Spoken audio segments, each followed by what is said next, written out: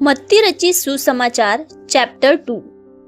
हेरोदेस राजा के दिनों में जब यहूदिया के बेतलहम में यीशु का जन्म हुआ तो पूर्व से कई ज्योतिषी यरूशलेम में आकर पूछने लगे, यहूदियों का राजा जिसका जन्म हुआ है कहाँ है?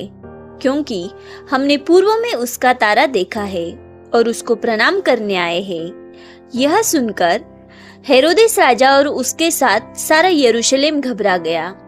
तब उसने लोगों के सब प्रधान याजकों और शास्त्रियों को इकट्ठा करके उनसे पूछा, मसीह का जन्म कहाँ होना चाहिए?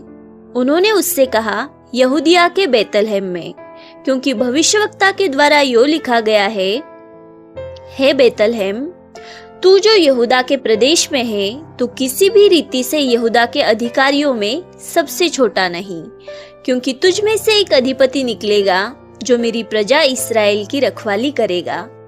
तब हेरोदेस ने ज्योतिषियों को चुपके से बुलाकर उनसे पूछा कि तारा ठीक किस समय दिखाई दिया था, और उसने यह कहकर उन्हें बेतलहम भेजा, जाओ उस बालक के विषय में ठीक ठीक मालूम करो, और जब वह मिल जाए तो मुझे समाचार दो, ताकि मैं भी आकर उसको प्रणाम करूं।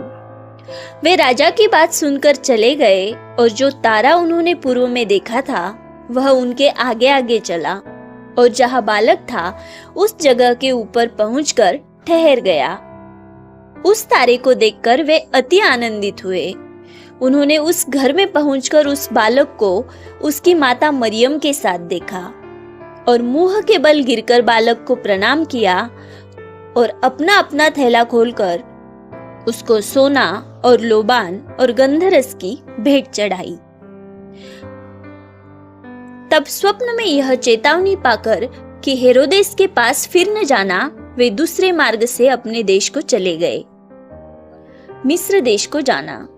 उनके चले जाने के बाद प्रभु के एक दूत ने स्वप्न में यूसुफ को दिखाई देकर कहा, उठ, उस बालक को और उसकी माता को लेकर मिस्र देश को भाग जा, और जब तक मैं तुझसे न कहूँ तब तक वही रहना, क्योंकि हेरोदेस इस बालक को ढूंढने पर है कि उसे मरवा डाले। तब वह रात ही को उठकर बालक और उसकी माता को लेकर मिस्र को चला गया, और हेरोदेस के मरने तक वही रहा, इसलिए कि वह वचन जो प्रभु ने भविष्यवक्ता के द्वारा कहा था पूरा हो, मैंने अपने पुत्र को मिस्र से बुलाया।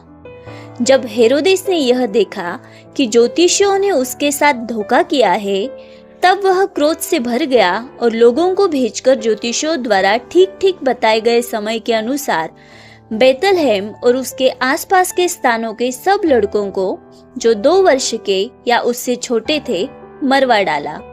तब जो वचन यिर्मयाह भविष्यवक्ता के द्वारा कहा गया था वह पूरा हुआ।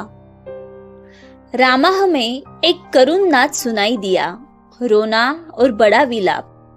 राहेल अपने बालकों के लिए रो रही थी और शांत होना न चाहती थी, क्योंकि वे अब नहीं रहे।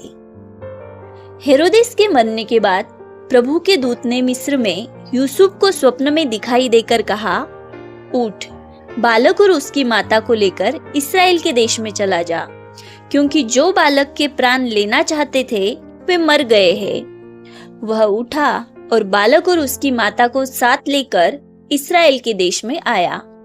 परंतु यह सुनकर कि अर्खिलाउस अपने पिता हेरोदेस की जगह यहूदिया पर राज्य कर रहा है, वहां जाने से डरा।